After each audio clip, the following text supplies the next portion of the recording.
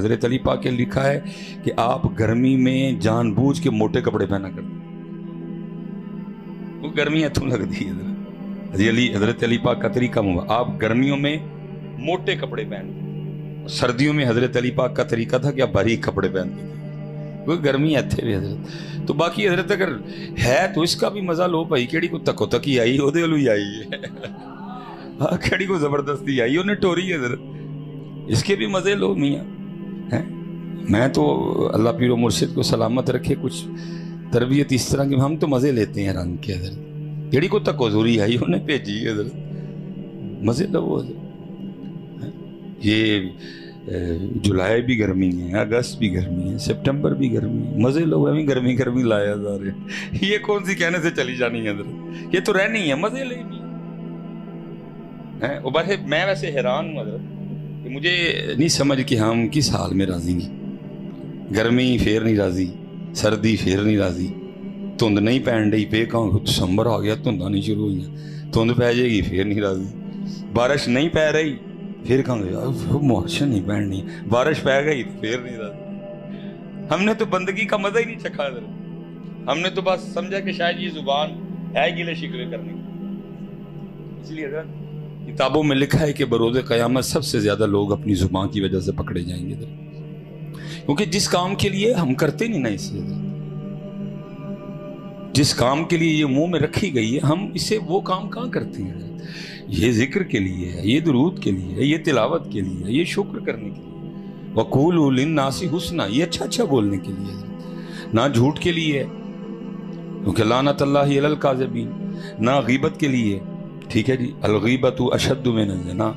نہ یہ بہتان باندھنے کے لیے، نہ یہ چگلیاں لگانے کے لیے، نہ یہ فضول کلام کرنے کے لیے، بلکہ میں تو کہتا ہوں حضرت جدو میں سوندا ہوں گا نا تو زبان شکر ادا کرتی ہوگی، شکر سو گیا جان چھٹی،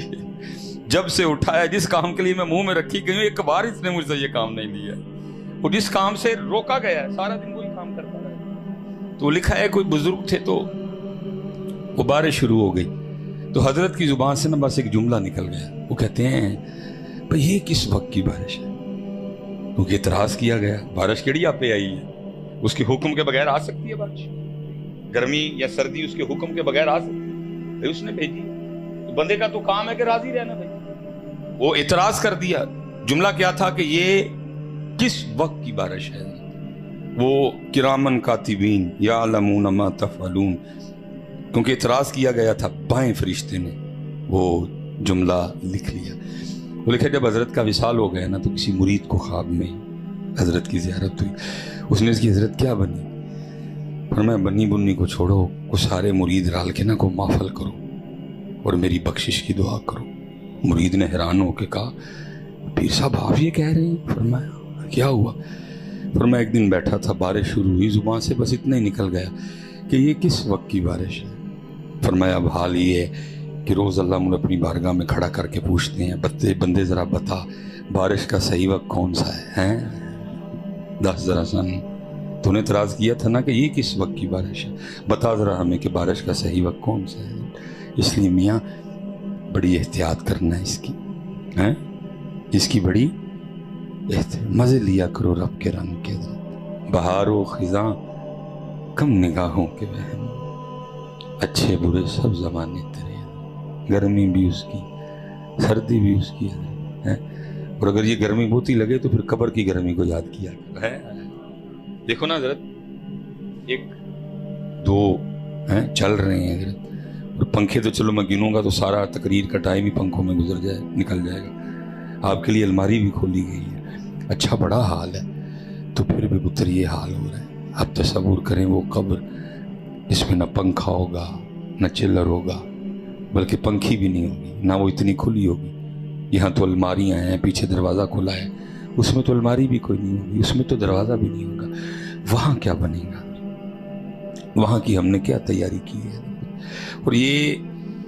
حضرت جو کچھ، کیونکہ اس میں کچھ قصور حضرت ہمارا بھی ہے جو ہم اس سائڈ پہ بیٹھتے ہیں، ہماری بھی کچھ ذمہ داری ہیں، تو کیونکہ ادھر سے سلسلہ بشارتوں کا چل رہا ہے تو بس پھر یہ اب گفتگو اس طرف چل پڑی، میں کوشش کروں گا کہ اس کو واپس لاؤں اپنے موضوع کی طرف۔ یہ ایک بزرگ گزرے ہیں، مجھے نام نہیں، بات یاد ہے لیکن بات مستند ہے. وہ کہتے ہیں کہ میں حضرت عبداللہ ابن عباس رضی اللہ تعالیٰ عنہ کی خدمت میں بیٹھا تھا، تو کچھ شخص نے ایک لاش لے کے آ گئے، مردہ، اور وہ عرض کرتے ہیں کہ حضرت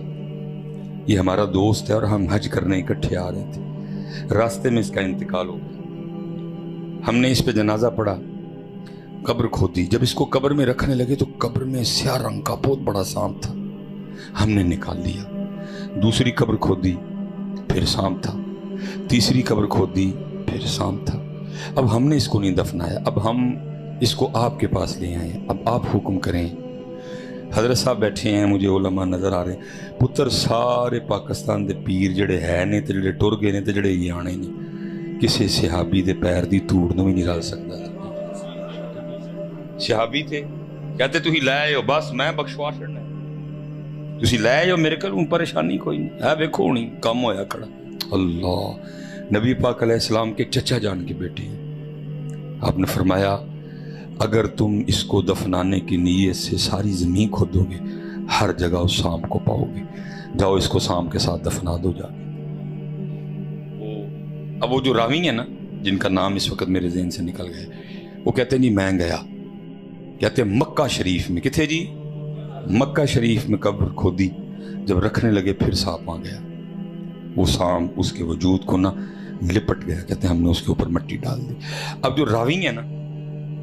وہ کہتے ہیں کہ میں پیچھے گیا دیکھنے کے لیے، کیتا کی سوں کہ عبداللہ ابن عباس رضی اللہ تعالیٰ عنہ نبی پاک کے چچا جان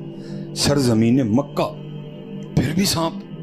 کہتے ہیں میں صرف پوچھنے اور دیکھنے گیا، کیتا کی سوں. کہتے وہ جو دوست تھے جو حج کرنے آئے تھے میں ان کے ساتھ گیا، حج کر لیا، جا کے نہ وہ گھر گئے، بیوی کو اس کے انتقال ہونے کی خبر دی، اس نے انا للہ و انا الیہ راجعون پڑھا. کہتے اب آگے میں نے سوال کیا کہ یہ معاملہ ہوا، 3 کب گھر گئے، بیوی کو اس کے انتقال ہونے کی خبر دی، اس نے انا للہ و انا الیہ راجعون پڑھا. کہتے اب آگے میں نے سوال کیا کہ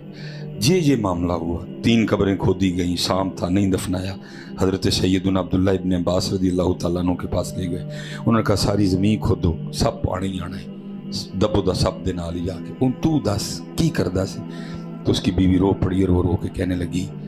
یہ آٹے کا تاجر تھا اور میں نے کئی بار اس کو منع کیا تھا، یہ آٹے میں بورے کی ملاوٹ کیا کرتا تھا. اس لیے پتر دھیان رکھو، یہ جو آپ اور میں یہ بنائے بیٹھے ہیں نا، اینج ہو جانا ہے، اینج ہو جانا ہے، اینج ہو جانا، کچھ بھی نہیں ہونا. وہ میرے برے اعمال میرا انتظار کر رہے ہیں.